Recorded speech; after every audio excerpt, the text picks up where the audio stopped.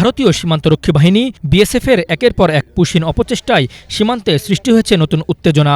পঞ্চগড়, মেহেরপুর, চাঁপাইনবাবগঞ্জ, লালমনিরহাট, হিলি একটির পর একটি সীমান্ত এলাকায় উত্তেজনা ছড়াচ্ছে পুশিনের চেষ্টা। বাংলাদেশে লোকজন ঠেলে পাঠানোর চেষ্টা করছে বিএসএফ, তবে বিজিবি ও স্থানীয় জনতার প্রতিরোধে বারবার ব্যর্থ হচ্ছে সেই অপচেষ্টা। সম্প্রতি দেশের বিভিন্ন সীমান্ত পয়েন্টে এমন একাধিক ঘটনার খবর পাওয়া গেছে। অভিযোগ, ভারতীয় সীমান্তরক্ষীরা কিছু মানুষকে সীমান্তের কাছে জড়ো করে বাংলাদেশে প্রবেশ করানোর চেষ্টা করছে, কিন্তু বিজিবি তাৎক্ষণিকভাবে অবস্থান নিয়ে এসব প্রচেষ্টা রুখে দিচ্ছে। স্থানীয় বাসিন্দারা অনেক জায়গায় বিজিবির সঙ্গে অবস্থান নিয়ে সীমান্তে নজরদারি জোরদার করেছেন। তাদের দাবি, যথাযথ যাচাই বাছাই ছাড়া কাউকে বাংলাদেশে প্রবেশ করতে দেওয়া যাবে না। ভারতের সরকার যেন এই মানুষগুলোকে নিয়ে যায়, জুলুম করে বাংলাদেশ পাঠা যাচ্ছে।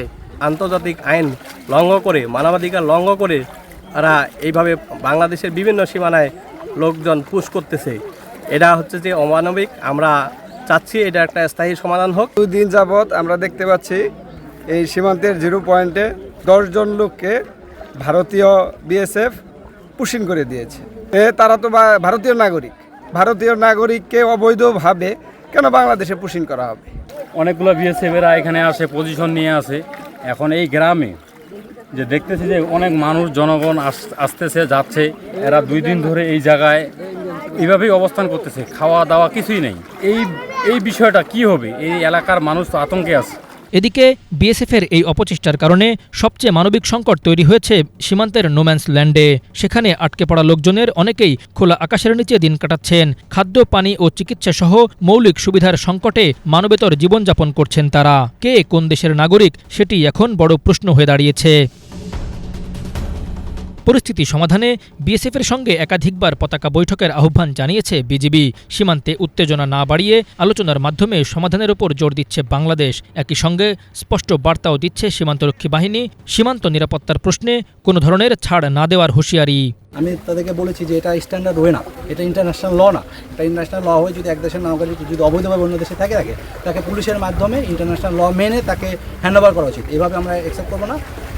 তারা এটা বাংলাদেশি নাগরিকরা ফেরত দিতে রাজি না। আমরা আমাদের অবস্থান অনড়। আমরা বলেছি যে না, আমরা এভাবে গ্রহণ করবো না। এটা অবশ্যই ইন্টারন্যাশনাল আইন অনুসারে হইতে হবে।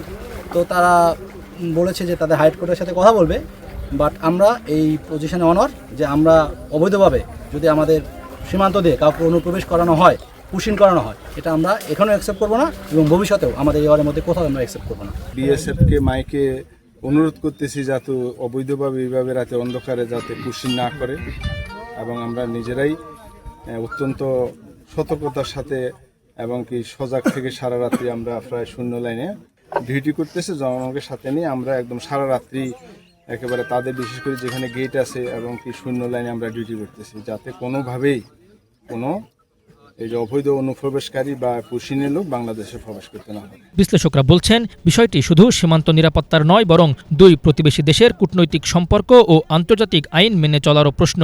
সীমান্তে এখন একদিকে সতর্ক অবস্থানে বিজিবি, অন্যদিকে পুশিনের অপচেষ্টায় বিএসএফ, মাঝখানে অনিশ্চয়তার মধ্যে নোম্যান্স ল্যান্ডে আটকে থাকা মানুষ। প্রশ্ন উঠছে, এই সংকটের স্থায়ী সমাধান কি আলোচনার টেবিলে মিলবে, নাকি সীমান্তের উত্তেজনা আরও বাড়বে?